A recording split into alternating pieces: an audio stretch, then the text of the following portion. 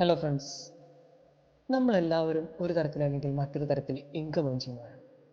അതിപ്പോൾ സാലറി ആയിട്ടോ business income ആയിട്ടോ കമ്മീഷനായിട്ടോ ഒക്കെ ആവും. മാത്രമല്ല, ഒരു ലിമിറ്റ് കഴിഞ്ഞാൽ നമ്മൾ ഇൻകം ടാക്സ് അടയ്ക്കാൻ ബാധ്യസ്ഥരാകും. അതുകൊണ്ട് തന്നെ ഇൻകം ടാക്സിലെ TDS അഥവാ ടാക്സ് ഡിഡക്റ്റഡ് അറ്റ് സോഴ്സ് എന്ന അറേഞ്ച്മെൻറ്റിനെ കുറിച്ച് ഒരു ഐഡിയ നമ്മൾ ഉണ്ടാക്കിയെടുക്കേണ്ടത്. ഇന്ന് ഈ TDSൻ്റെ പാർട്ട് 1 വീഡിയോയിലൂടെ നമ്മൾ TDSനെ പറ്റി ഒരു ബേസിക് അണ്ടർസ്റ്റാൻഡിങ് അഥവാ എന്താണ് TDS, ആർക്കൊക്കെയാണ് TDS ബാധകമാണ് എന്നതിനെക്കുറിച്ച് എല്ലാവരും അറിഞ്ഞിരിക്കേണ്ട കുറച്ച് കാര്യങ്ങൾ മാത്രമാണ് പരിശോധിക്കുന്നത്. അപ്പോൾ TDSലേക്ക് വരുന്നതിന് മുമ്പായി നമ്മൾ ഇൻകം ടാക്സിനെ പറ്റി കുറച്ച് കാര്യങ്ങൾ മനസ്സിലാക്കേണ്ടതുണ്ട്. ആദ്യത്തെ കാര്യം, നമ്മളെല്ലാവരും നമ്മുടെ ഇൻകത്തിന് മേലെ ഗവൺമെൻറ്റിലേക്ക് ഇൻകം ടാക്സ് അടയ്ക്കേണ്ടതുണ്ടോ? അതായത് income tax return ITR file ചെയ്യേണ്ടതുണ്ട്. ഇല്ല, എല്ലാവരും ഇൻകം ടാക്സ് റിട്ടേൺ ഫയൽ ചെയ്യേണ്ടതില്ല. ആനുവൽ ഇൻകം അതായത് വാർഷിക വരുമാനം 2 ലക്ഷത്തിൽ കൂടുന്നെങ്കിൽ മാത്രം ITR ഫയൽ ചെയ്താൽ മതി. അങ്ങനെയാണെങ്കിൽ എപ്പോഴാണ് ഇൻകം ടാക്സ് റിട്ടേൺ ഫയൽ ചെയ്യേണ്ടത്?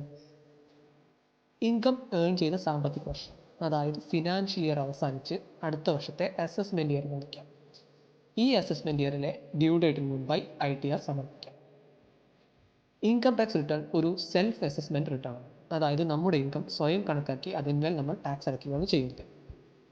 ITR സെൽഫ് അസിസ്റ്റ് ആയതുകൊണ്ട് തന്നെ അവിടെ ടാക്സ് ഇവേഷന് സാധ്യതകളേറെയാണ്. അതായത് ടാക്സ് പെയർ ശരിയായ രീതിയിൽ ഇൻകം ഡിക്ലെയർ ചെയ്യാതിരുന്നാലോ? ഈ റിസ്കിനെ മറികടക്കാൻ ഇൻകം ടാക്സിലുള്ള ഒരു അറേഞ്ച്മെൻറ്റാണ് TDS. അതായത് ഇൻകം നമുക്ക് ലഭിക്കുമ്പോൾ തന്നെ ഒരു നിശ്ചിത ശതമാനം ടാക്സ് ആക്കി വെച്ച് ബാക്കി മാത്രം നമുക്ക് തരും. കുറച്ചുകൂടി വ്യക്തമായി പറഞ്ഞാൽ, ഇൻകം ജനറേറ്റിംഗ് സോഴ്സിൽ തന്നെ ടാക്സ് ഡിഡക്റ്റ് ചെയ്യും.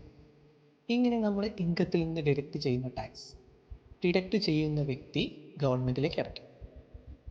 ഇപ്പോൾ നിങ്ങൾക്ക് തോന്നുന്നുണ്ടാവും, ഇങ്ങനെ ടാക്സ് ഡിഡക്റ്റ് ചെയ്ത് കഴിഞ്ഞാൽ പിന്നെ ഇൻകം ടാക്സ് ഫയൽ ചെയ്യണം. വേണം, തീർച്ചയായും വേണം. അസസ്മെൻറ്റ് ഇയറിൽ ITR ഫയൽ ചെയ്യുമ്പോൾ ഈ TDS എല്ലാം നമുക്ക് ടാക്സ് ക്രെഡിറ്റായി ലഭിക്കുന്നു. TDS ഇല്ലാത്ത അവസരങ്ങളിൽ ഇൻകം ടാക്സ് ഫയൽ ചെയ്യുന്നതോടുകൂടി TDS റീഫണ്ടായി ബാങ്ക് അക്കൗണ്ടിലേക്ക് ക്രെഡിറ്റ് ആവുകയും ചെയ്യും.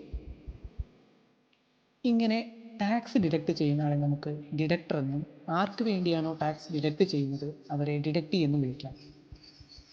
ഏതെല്ലാം പേയ്മെൻറ്റ്സ് വരെയാണ് ഒരു ഡിഡക്ടർ ടാക്സ് ഡിഡക്റ്റ് ചെയ്യേണ്ടത്?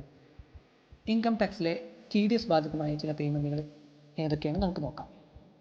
ഒന്ന്, സാലറി. സാലറിയുടെ കേസിൽ ആനുവൽ സാലറിക്ക് മേൽ ടാക്സ് വരികയാണെങ്കിൽ അതിനാനുപാതികമായാണ് ടാക്സ് ഡിഡക്റ്റ് ചെയ്യേണ്ടത്. മറ്റു പേയ്മെൻറ്റുകളാണ് rent, commission, professional fee, interest, contract amount, payment, NRI തുടങ്ങിയവ. ഇവയുടെ എല്ലാം റേറ്റും ത്രെഷ്ഹോൾഡ് ലിമിറ്റും എല്ലാം വ്യത്യസ്തമാണ്. അതുകൊണ്ട് തന്നെ ഇവയെപ്പറ്റി കൂടുതൽ നമുക്ക് അടുത്ത വീഡിയോയിലൂടെ നോക്കാം. ഇനി മറ്റൊരു ചോദ്യം, ഇങ്ങനെയുള്ള പേയ്മെൻറ്റ് നൽകുന്ന എല്ലാവരും TDS ഡിഡക്റ്റ് ചെയ്യേണ്ടതുണ്ടോ? വേണ്ട. ഇനി പറയുന്ന 3 കാറ്റഗറി ആളുകൾ മാത്രമേ TDS നിർബന്ധമായും ഡിഡക്റ്റ് ചെയ്യേണ്ടതുള്ളൂ. Individual or HUF liable to tax audit. Tax audit എന്ന് പറയുമ്പോൾ ഇത്രയും മനസ്സിലാക്കുക. ആനുവൽ ടേൺ ഓവർ 1 കോടിക്ക് മേലെയാണെങ്കിൽ അയാൾ ടാക്സ് ഓഡിറ്റ് ചെയ്യാൻ ബാധ്യസ്ഥനാണ്. അടുത്ത കാറ്റഗറി ഫേം, അതായത് ഒരു പാർട്ട്ണർഷിപ്പ് ഓർ LLP. ഇനി വരുന്നൊരു കാറ്റഗറിയാണ് കമ്പനി. എന്നിരുന്നാലും ചില സ്പെസിഫിക് പേയ്മെൻറ്റ്സിൻ്റെ കേസിൽ എല്ലാവരും ടാക്സ് ഡിഡക്റ്റ് ചെയ്യേണ്ടതുണ്ട്. അതിലൊന്നാണ് TDS on sale of immovable property.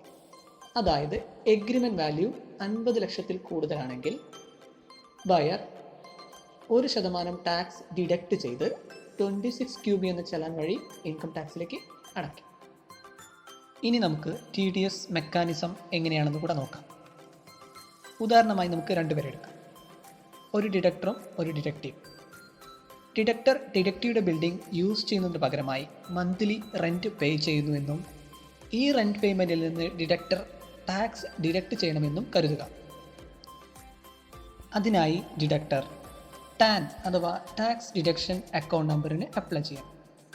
TAN ലഭിച്ച ശേഷം ഡിഡക്റ്റീവുടെ PAN നമ്പർ വാങ്ങിച്ച് ഇൻകം ടാക്സിലെ TDS റേറ്റ് അനുസരിച്ച് TDS കട്ട് ചെയ്ത് ബാലൻസ് എമൗണ്ട് ഡിഡക്റ്റിക്ക് നൽകുന്നു. ഡിഡക്റ്റിക്ക് PAN ഇല്ലെങ്കിൽ ഡയറക്റ്റ് 20% TDS ആയി കട്ട് ചെയ്യും. ശേഷം ഈ കട്ട് ചെയ്ത ടാക്സ് 281 ചലാൻ വഴി ഇൻകം ടാക്സിലേക്ക് അടയ്ക്കണം. അതിനുശേഷം TDSൻ്റെ ക്വാർട്ടർലി സ്റ്റേറ്റ്മെൻറ്റ് കൂടെ സമർപ്പിക്കണം. ക്വാർട്ടർലി സ്റ്റേറ്റ്മെൻറ്റ് സബ്മിറ്റ് ചെയ്ത് കഴിഞ്ഞ് ലഭിക്കുന്ന TDS സർട്ടിഫിക്കറ്റ് അഥവാ ഫോം 16A ഡിഡക്റ്റിക്ക് നൽകുന്നതോടുകൂടി TDS പ്രൊസീജിയർ അവിടെ അവസാനിക്കുന്നു. ഇന്ന് ഈ വീഡിയോയിലൂടെ ഷെയർ ചെയ്ത കാര്യങ്ങളെല്ലാം TDSനെ പറ്റിയൊരു ഐഡിയ ഉണ്ടാക്കിയെടുക്കാൻ നിങ്ങളെ സഹായിച്ചു എന്ന് കരുതുന്നു. ഒരുപാട് കാര്യങ്ങൾ വിട്ടുപോയിട്ടുണ്ടെന്നറിയാം. അതെല്ലാം നമുക്ക് മറ്റൊരു വീഡിയോയിലൂടെ പറയാം. ഞങ്ങളുടെ ഈ ചാനൽ ഇതുവരെ സബ്സ്ക്രൈബ് ചെയ്യാത്തവരുണ്ടെങ്കിൽ സബ്സ്ക്രൈബ് ചെയ്യുക. Thank you.